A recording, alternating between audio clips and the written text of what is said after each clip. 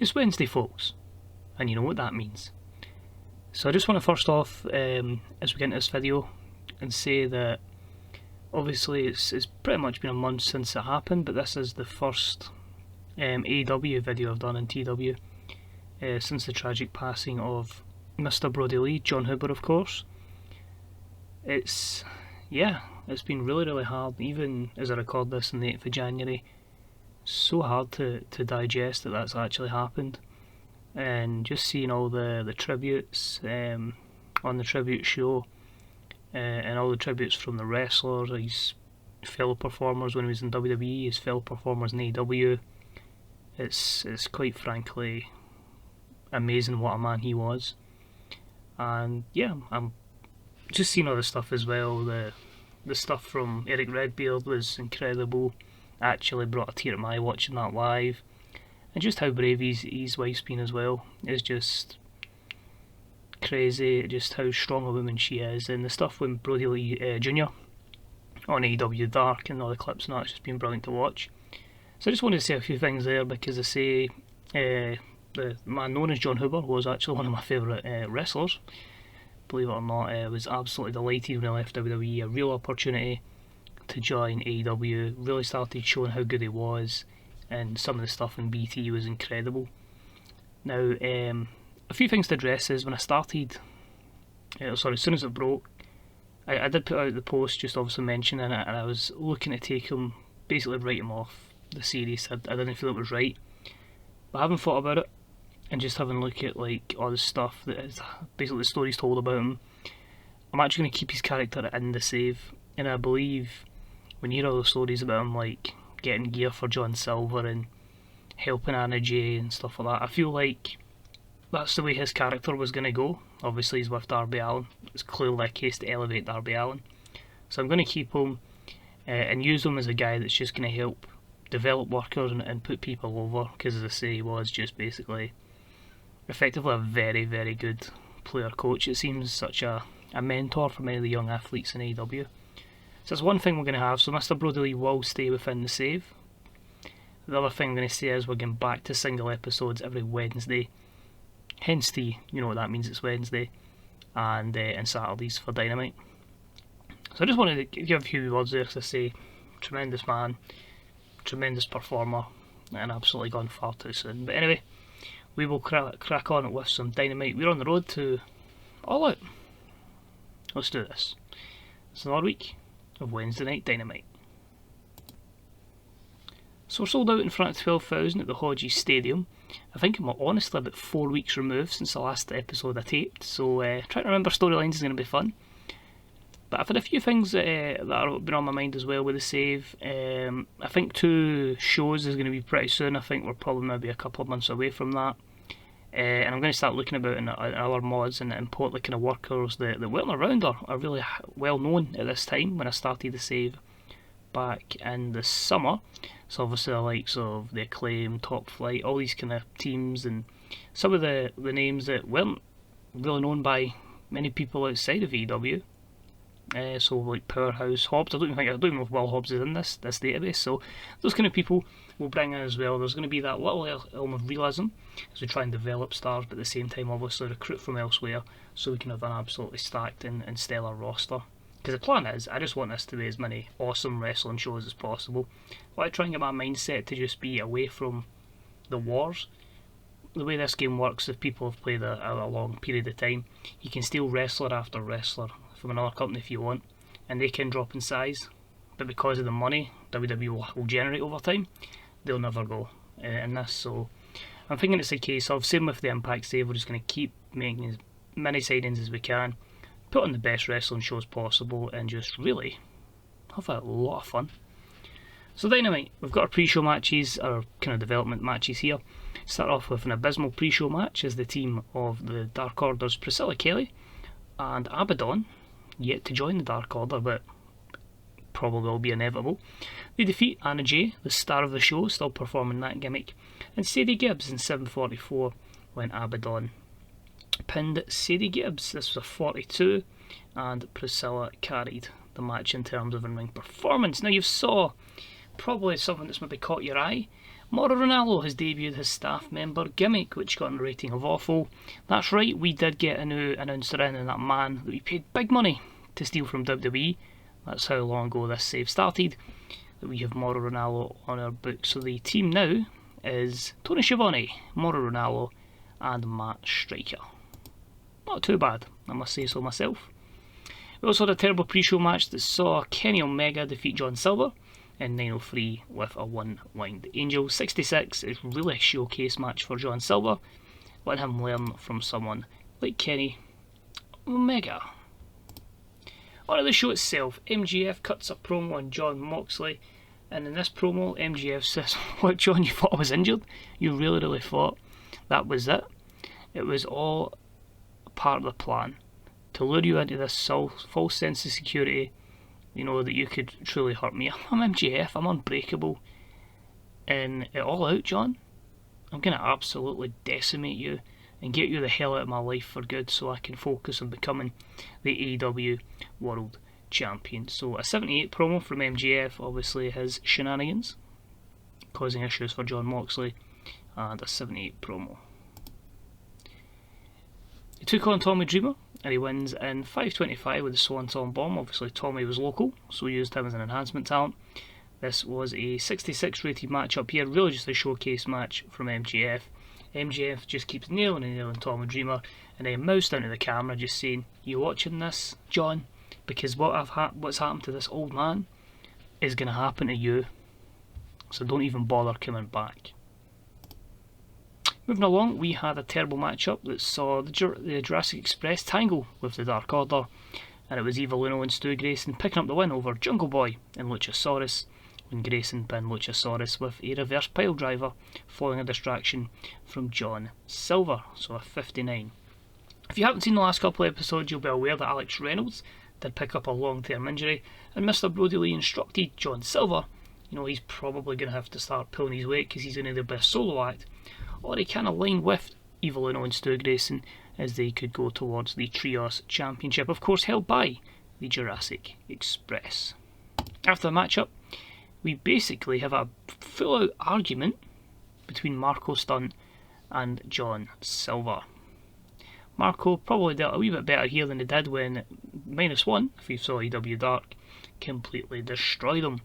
But yeah, him and Silver have a bit of an argument here, and everyone has to pull them apart. Just a 24, but good exposure for them on Dynamite. Then I had Matt Riddle cutting a promo on Matt Hardy. Says it's good to be here and actually be able to express himself. People see him as a bit of a laid-back joke character, but he shows, man, he's a former MMA fighter and he's here to kick ass. He had good times teaming with Matt's brother Jeff in a previous company, but it's time for him to show just how good he is against Big Money Matt. And that matchup was decent, with Matt Riddle defeat Matt Hardy in 7:55 by stoppage because Matt Hardy couldn't continue. So some brutal kicks, some brutal suplexes, you name it. Riddle just dominating this matchup, and a 68 is the end result. Matt's obviously declining physically, but overall happy with that. Then had Miro. Obviously he's had issues the last couple of weeks with Kip Sabian. This is a 65 promo and he's finally looking to get his hands on him. He's completely agreed his time in AEW has not went off to a great start, but it starts today with a great victory over Kip. And it was a terrible matchup, and Miro defeats Kip Sabian in 7:36 with the Bullpulex, so he finally gets that victory, and it's a 62 there. A 65 performance for Miro, a 47 from Kip Sabian. He's managed to defeat his opposite number. Might plant the seeds for something in the future. I'll let you think on that one. Next up, we had Ricky Starks defeat Brandon Cutler in 5:51 with the Buster Keaton. Building up Ricky Starks, of course, Team Taz is not a thing in this at the moment, because we do have, obviously, Brian Cage as part of the Titans with Jacob Fatu. But just a victory here for him, gaining momentum. Crowd were a bit unhappy with two jobbers, effectively, or two enhancement talents, but we're giving them the showcase, we're giving them the opportunity, and hopefully eventually they can go over. I think we'll see a lot more guys develop better once we do go to 2 shows and there is more time, or even 1 show in 3 hours. But I think it probably will be 2 shows, so I'm just not booking too much stuff. Next up, Shayna Baszler cuts a promo on Kari Hojo. She just says she thought she'd get rid of her from her previous company. It's interesting that she thinks she's brave, coming here to stop her. But she's got to remember she's in Shayna's yard now. She's the AEW Women's Champion, and nothing Kari Hojo can do before stopped her, and nothing's going to stop her here in AEW. So a good promo from Shayna. Then had a matchup that had great heat and great wrestling, good heat. As Chris Jericho defeat Pentagon Jr. in 11:39 with the Code Breaker. This was an 81. Both guys were an 81 performance. So in terms of the long-term booking of the save, the change of the Wrestling Nerd Nirvana product has certainly benefited Chris Jericho. His performances, he could probably still hang at the main level. So very, very good performance there. Match is obviously capped being less than 15 minutes. And Jericho is declining in physical ability. But as I say, he's going to have a strong hand for AEW in real life, and should still be a strong hand for us. After the matchup, Jericho is attacked by not just Pentagon but also Rey Fenix, and he is saved off by Cody, who makes the save. Interestingly, it was only a 65, but I thought this would have done really, really well given Cody Jericho's overness, and Penta and Rey aren't exactly shabby in terms of popularity. But there's a lack of anything interesting happening here. The segment went just 5 minutes, maybe I should have made it 4. But yeah, but disappointed in that. I really thought that would have been a wee bit better. That penalty there's probably taken that down quite a good bit, I'd imagine. So look, yeah, I feel like that could have probably been up the 70s or 80s, so that's a bit of worry as we look for our top segment. But that should be a good programme. I'm looking forward to booking that one. Then I have a promo with Sammy Guevara. There's our best promo of the night. And he says, "Oh, boo-hoo, Will Ospreay." You know what I mean? Finally shows up ready to have a fantastic performance, and he just gets taken out by the Inner Circle. Sammy Guevara is the best high flyer in the business, so Will Ospreay, don't even bother turning up here. Just get back to Japan. Then of his teammates, Proud and Powerful, Santana and Ortiz taking on Sonny Kiss and Joey Janela, with Santana winning in 10 minutes and 9 over Sonny Kiss. 60 is pretty respectable. Of course, Sonny doesn't have the particular overness in this, so we need to build him up. But overall, happy with that. I really do enjoy the team of Sonny Kiss and Joey Janela, as I say, on Dynamite. So I'm really hoping they can go on to good things in real life and here as well. But yeah, overall, pretty decent. As Proud and Powerful though head to the back, they bump into a team that will be participating in our main event. And I have a bit of iffiness with the Young Bucks. They don't come to blows, but just like, you follow that, basically, to Nick and Matt Jackson. So a 74 promo there, that could be planting the seeds for something in the future. And our main event for the evening had some good wrestling and a decent reaction from the crowd, as we had the newly turned babyface Pac team up with the Young Bucks, and they defeated the AEW World Champion Hangman Page and the Butcher and the Blade from the stable, the Hangman Posse, in 7:42 when Pac pinned the Blade with a shooting star leg drop. The Butcher was a weak link here, but overall 81's good. I think we could go even higher if it was a team that were more over than Butcher and Blade, but yeah, I'm more than happy to use them. As I say, I really do like the look of them in real life. So overall, Hangman comes out of that looking good, and we finish with an 80 rating, which increases their popularity in 37 regions. So now, because it is back to one episode a week, we'll have a wee look back at the main screen, see what kind of stuff's happening in the world, if there's anyone possibly on the horizon. So we've got feedback, show was good, ROH have loaned out Marty Scurll and Flip Gordon, controversial there. Jim Uso's bond with Chuck Taylor, because they've had some good wrestling stories, and NXT, some good praise as well. So we're trying to steal Tommy End if we can get him. Killer Cross is now ready for action. Obviously we revealed previously that he had signed, so looking forward to utilising him. As I say, cool we are stealing a lot of WWE guys, but hey, just making the best matches possible and having some fun after all. It doesn't need to be too realistic. I think too many of my saves try to go realistic, but we're fantasy booking. Let's just have fun. So I'll try and update that contract. I think we've certainly got the money there to do that, and a 2.83 there. In terms of size, as I say, obviously we want to get to WWE's level, but We just need to stay comfortable at large. Titanic will take a long time. As you can see there, 5 areas have got to have 77. I mean, Canada's fine. UK's fine. The rest of the world not so much.